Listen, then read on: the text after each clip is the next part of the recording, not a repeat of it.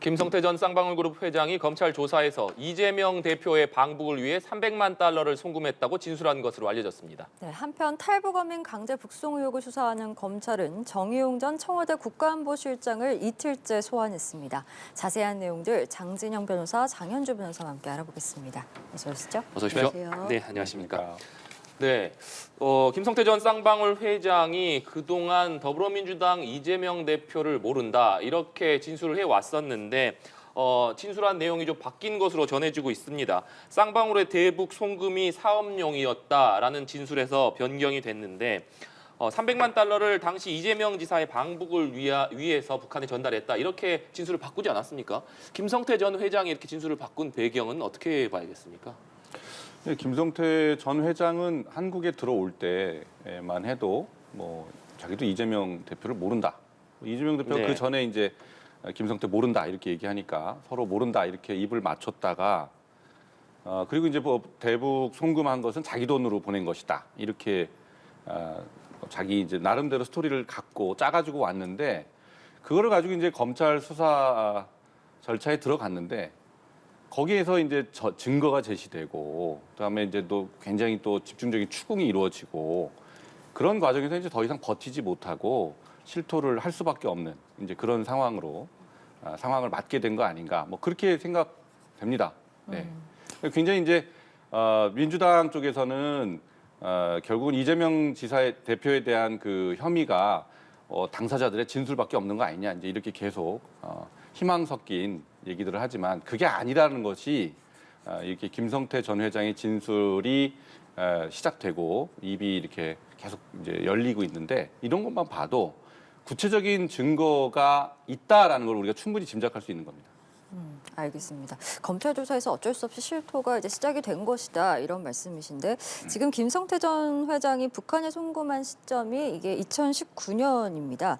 검찰이 당시에 이재명 경기지사 명의로 작성이 됐던 방북 초청 요청 친서를 확보를 한 것으로 또 전해지고 있는데 즉 검찰에서는 김성태 전 회장이 경기도의 대북 사업 비용을 대줬다라고 보고 있는 것 같습니다. 그렇습니다. 검찰의 일단 의혹 제기인 것으로 봐야 될 것 같고요. 아직 수사 중이고 김성태 회장의 진술이 전면 알려진 것은 아니기 때문에 좀 더 상황을 지켜봐야 되는 것만은 분명한 것 같습니다. 다만 2019년도에 이제 세 차례에 걸쳐서 김성태 전 회장이 대북에 송금을 했다는 것이고 특히 추가로 300만 달러를 송금했을 때는 2019년 11월이라고 진술했다고 합니다. 그 11월에 300만 달러는 이재명 지사의 방북을 위한 용이었다라고 진술했다라고 알려져 있는데요.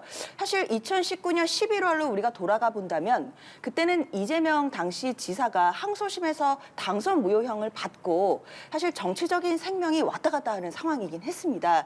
2023년 2월 1일 오늘자에 사실 이재명 대표를 본다면 물론 유력한 대선 주자였고 지난번 대선에서도 0.73% 차이로 석패를 했을 만큼 국민적인 지지를 받은 거물급 정치인이지만 2019년도 그러니까 김성태 전 회장이 이재명 대표를 위해서 대북에 송금했다고 하는 그 시기에는 이재명 대표는 사실상 정치적인 생명이 풍전등화격으로 왔다 갔다 하는 상황이었거든요. 그런데 과연 2019년 11월에 김성태 전 회장이 정말 이재명 대표의 방북을 위해 300만 달러를 대북으로 송금했다는 그 진술이 과연 그 당시의 정황에 비추어 봐서 맞는 얘기인지 이런 부분도 검찰에서는 더 따지고 볼 것으로 보입니다. 네. 이 대표가 말씀하신 대로 지금 검찰의 신작 소설이다 이렇게 강하게 반발하고 있는 상황이고 그렇다면 당시 이재명 지사가 이 같은 대북 사업을 추진하고 방북을 할 필요성이 과연 있었을까 이런 의문도 드는데 이 부분은 어떻게 좀 보십니까? 우리 국민들이 이제 기억하시기로 2018년도에 그 김정일 문재인 대통령과 김정일이 판문점에서 도보다리 회담해가지고 네. 굉장히 그때 아주 전 국민적인 주목을 끌었고 바로 그 다음에 있는 이제 지방선거에서 아주 민주당이 대승을 했습니다. 이제 그런 아주 대단한 정치적인 이벤트를 겪고 그 이듬해가 2019년이 되는 겁니다. 그래서 판문점 회담 1주년을 즈음해서 이런저런 이벤트가 있었는데 이제 그때 그 방북단 3차 방북단에 이재명 경기도지사가 이제 배제되고 박원순 시장하고 이제 최문순 강원도지사만 이제 같이 동행을 했던 거 아닙니까?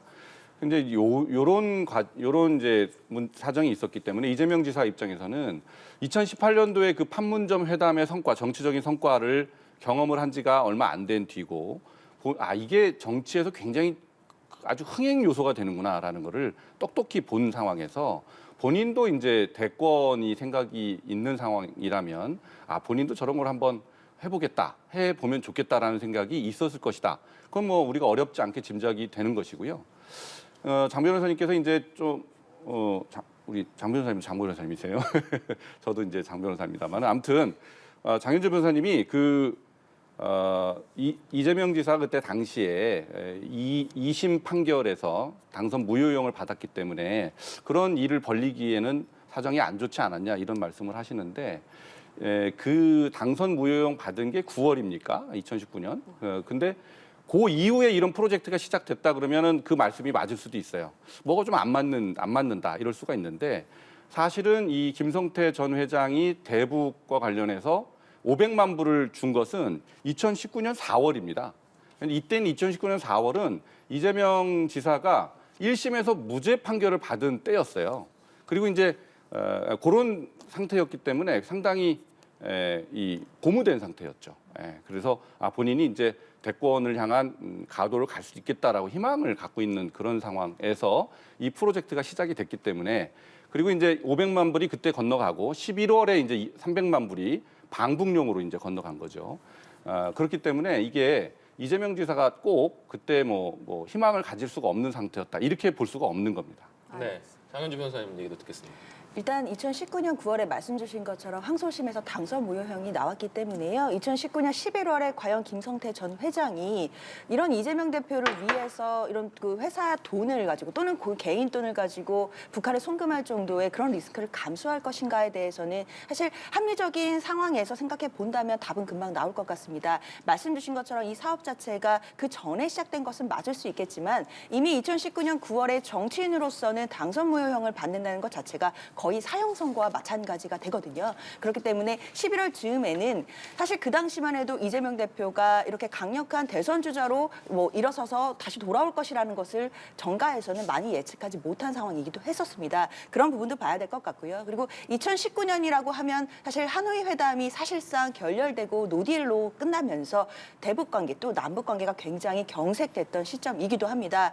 사실 남북 관계도 풀리지 않고 미국과의 대화도 제대로 되지 않는 시점에서 과연 경기도지사 신분으로 북한에 방북을 한다는 것 자체가 성사되기 쉬운 일인지 그 부분도 참 어이가 없다라는 생각은 드는데요. 물론 당시에 변호사님 말씀해 주신 것처럼 이재명 대표가 본인의 정치적인 치적을 위해서 이런 것들을 시도했을 가능성도 있겠지만 가능성의 부분과 그리고 실제로 그게 가능했을지 개연성의 여부는 좀 별도로 구별해서 봐야 되기 때문에 2019년도의 대북 상황을 비롯해서 생각해 본다면 사실 방북을 하고자 하는 의도라든지 이런 부분들은 정치적으로 표출했을 수도 있겠지만 그것이 사실상 이루어지기는 어려운 상황이었기 때문에 기업가였던 김성태 전 회장이 이런 부분에 대해서 리스크를 감수하고 본인의 개인 돈이나 회사 돈을 대북에 송금했다는 게 저로서는 쉽게 납득이 되지 않습니다. 네.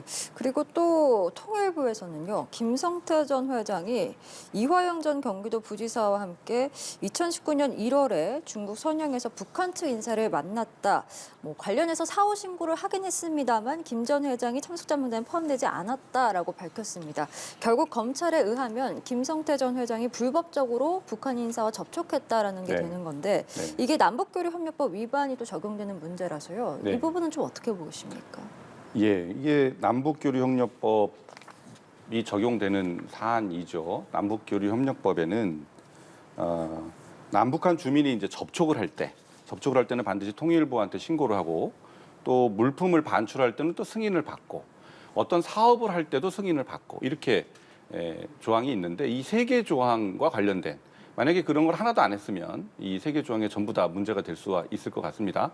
근데 이제 그런 것 때문에 통일부에서 파견된 공무원이 3개월 만에 다시 이제 통일부로 쫓겨오는 그런 문제를 지적했다가 쫓겨오는 그런 일들이 있었지 않았나 싶은데 이게 이제 법률적으로 남북교류협력법뿐만이 아니고요.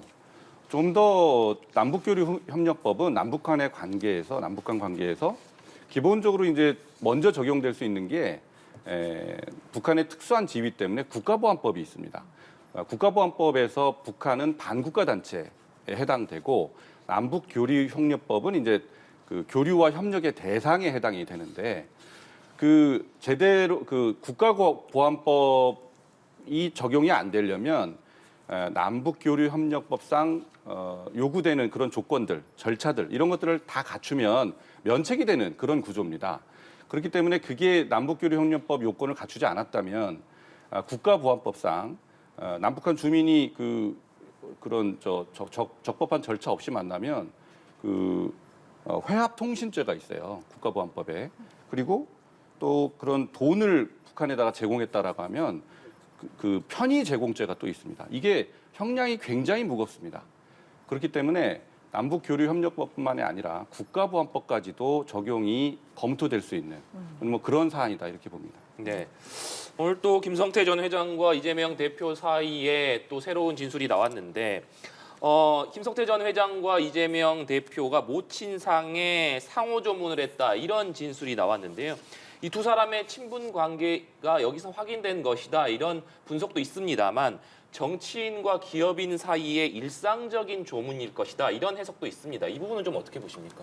이건 진짜 보기에 따른 것 같습니다. 그동안에 이재명 대표 측에서도 그리고 김성태 전 회장도 서로 간을 전혀 모른다라고 얘기를 했었기 때문에 이렇게 모친상에 서로가 조문을 갔던 부분도 연결고리로 해석이 돼서 진술이 달라지는 거 아니냐. 그러니까 결국엔 거짓말하고 있는 것이 아니냐라는 의혹 제기로 봐야겠습니다.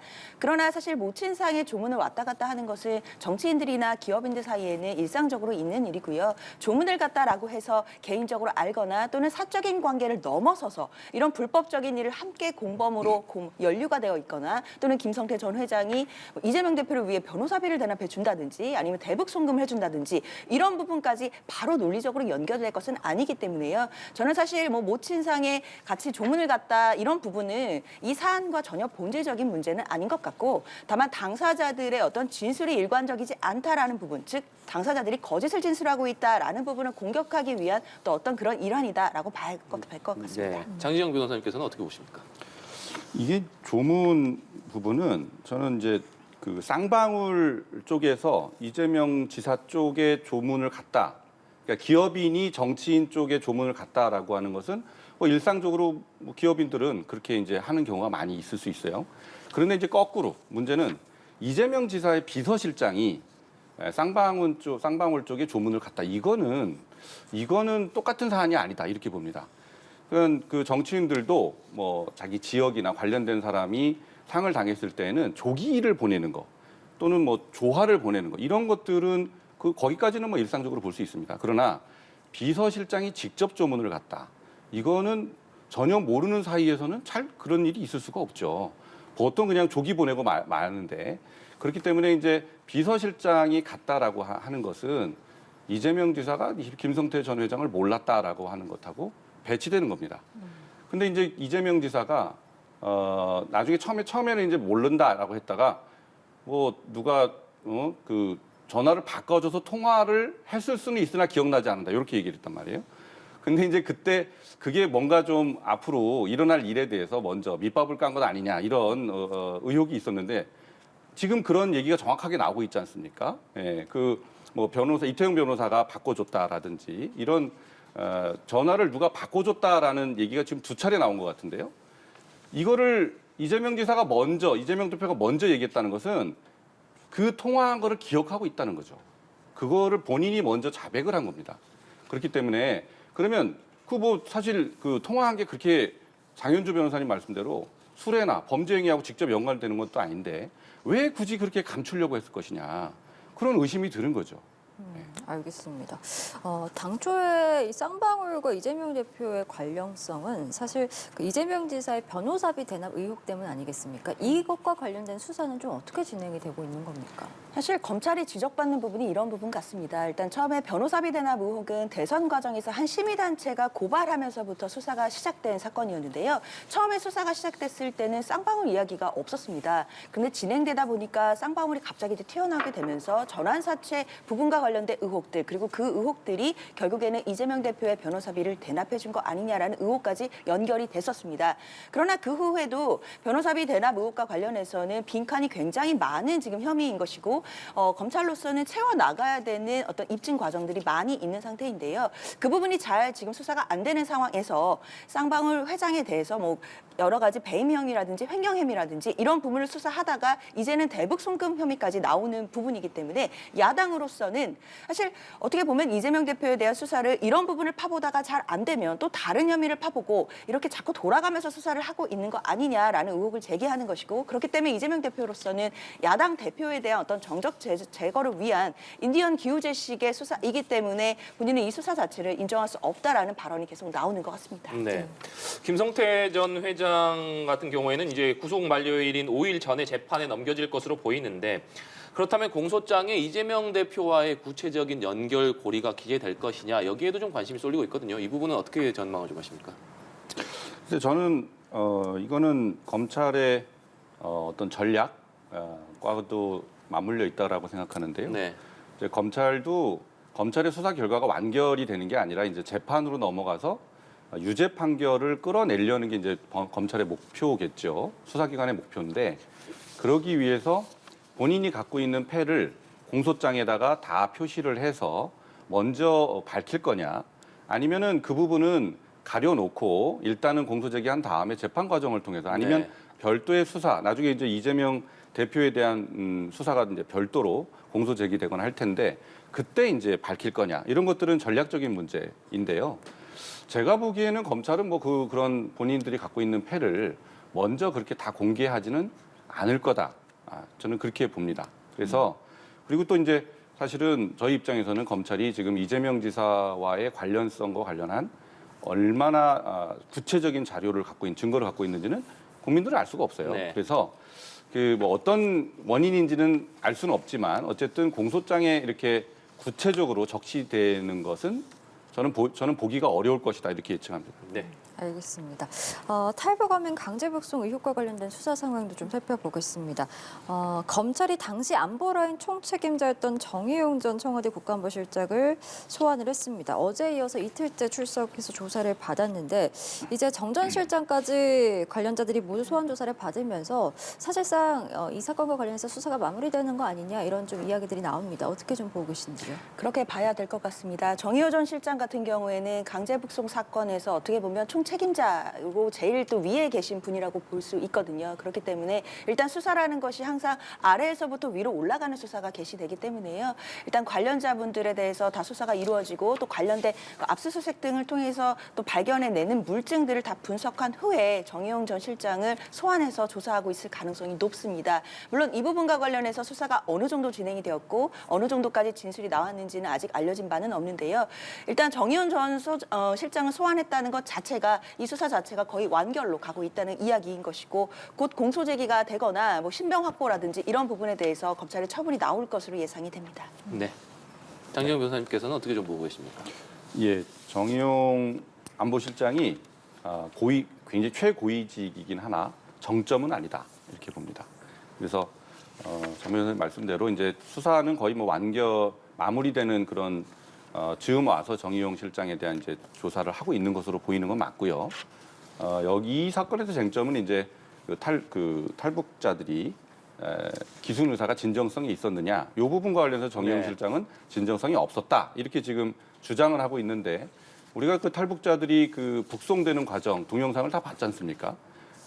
얼마나 몸부림을 칩니까? 그리고 자해까지 하면서 북송되는 것을 거부하는 그런 처절한 몸짓을 봤는데 글쎄요 그런 걸 보면 정의용 실장의 그 주장은 받아들여지기는 어려울 것이다 이렇게 보고요. 그런데 이제 문제는 정의용 실장이 마지막이냐? 정의용 실장이 이제 청와대 안보실장이기 때문에 문재인 대통령의 동의나 승인 없이 이걸 자기가 본인이 최종적으로 결정을 했을 것이냐 이 부분에 대해서는 그렇지 않을 것이다라고 보는 것이 그런 분들이 많습니다. 그래서 문재인 전 대통령의 역할 이 부분이 그 다음 수순이 될 것으로 보입니다. 알겠습니다. 저희 오늘 두 분과 이야기는 여기까지 좀 들어보도록 하겠습니다. 지금까지 장진영, 장현주 변호사와 함께 이야기 나눠봤습니다. 말씀 고맙습니다. 고맙습니다. 감사합니다.